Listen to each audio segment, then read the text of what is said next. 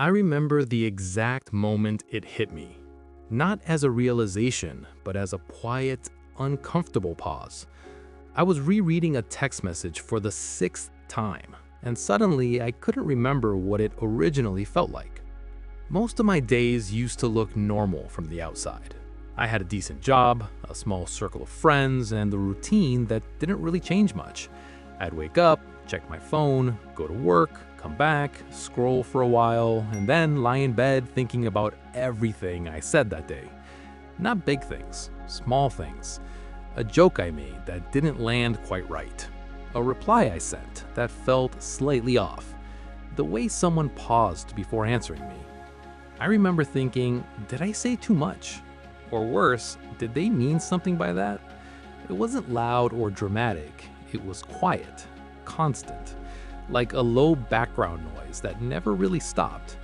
At first, I thought this was just being thoughtful, being self-aware.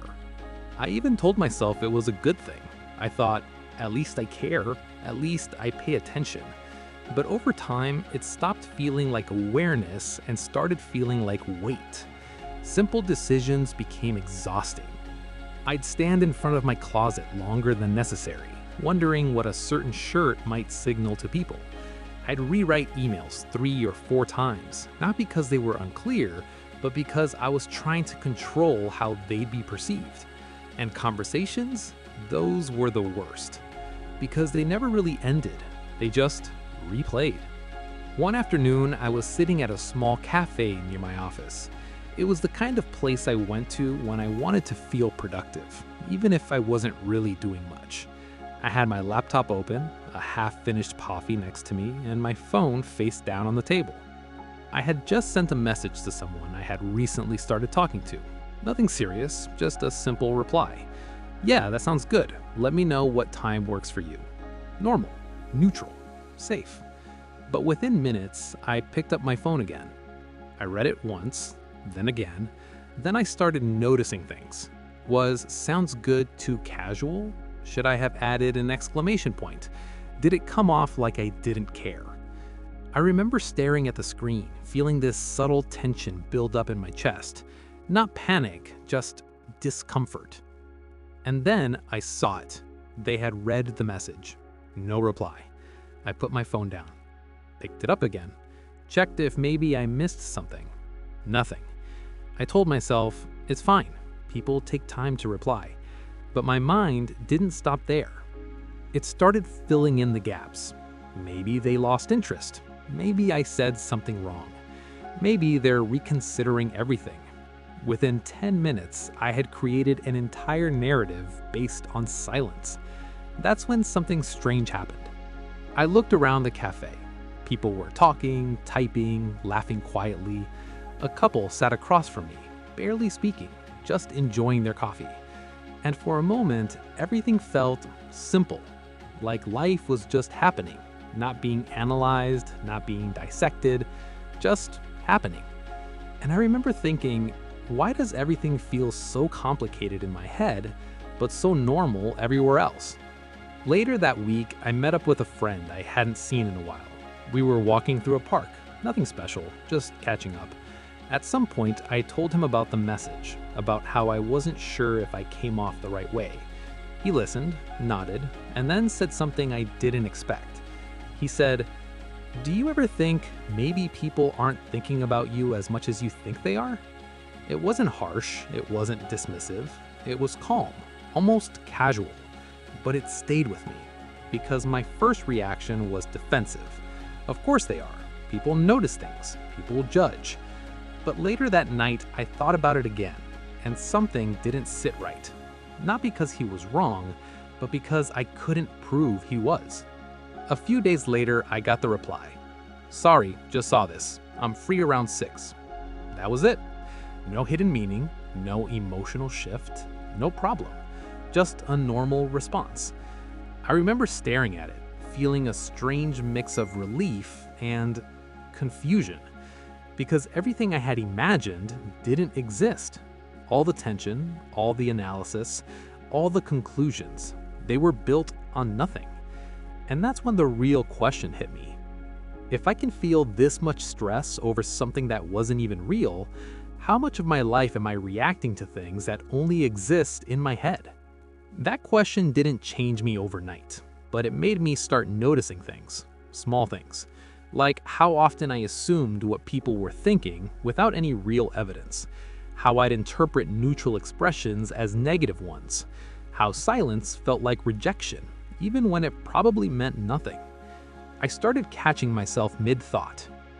Wait, is this actually happening, or am I just filling in the blanks? And most of the time, I was filling in the blanks. One moment that really stayed with me happened at work. I had just finished the meeting, and I felt like I didn't explain one of my points clearly. On my way back to my desk, I started replaying it. I should have said it differently. They probably think I don't know what I'm doing. The usual loop. But this time, I paused. And I asked myself something simple. What if nobody's thinking about this anymore?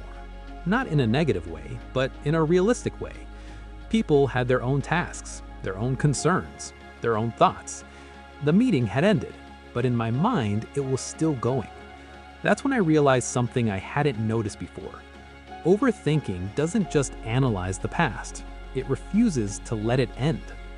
I began experimenting with that idea, not trying to stop overthinking completely because that felt impossible, but gently interrupting it, questioning it, letting things be unfinished in my mind. If someone didn't reply immediately, I'd notice the story forming but not fully follow it. If I felt like I said something wrong, I'd let that thought exist but not build an entire narrative around it. It wasn't perfect. Some days were easier than others, but slowly something started to shift. I remember one evening I sent a message and didn't check my phone for almost an hour, not because I forced myself, but because I forgot. And when I realized that, it felt different, lighter, like my mind had found something else to hold on to, something real. What surprised me the most wasn't that people responded the same way as before, it's that nothing really changed externally. The world didn't suddenly become more positive or more certain. People still replied late sometimes, conversations were still imperfect, silence still happened. But internally, it felt quieter. Not empty, just less crowded. I used to think overthinking was about being careful, about avoiding mistakes, about understanding people better. But now I see it a little differently. It's not that I was understanding more, I was just adding more assumptions, more interpretations, more weight to things that didn't necessarily need it. And the hardest part, it felt real. It felt logical. That's what made it convincing. So if there's one thing I've learned from all of this, it's this. Your mind is incredibly good at creating meaning even when there isn't any. And once it creates that meaning, it treats it like truth. But not everything needs to be interpreted. Not every pause has a message. Not every silence has a reason. Not every moment needs to be understood completely. Sometimes, things are just what they are. I still catch myself overthinking. It didn't disappear, but now there's a small gap between the thought and my reaction to it. A moment where I can choose not to follow it all the way.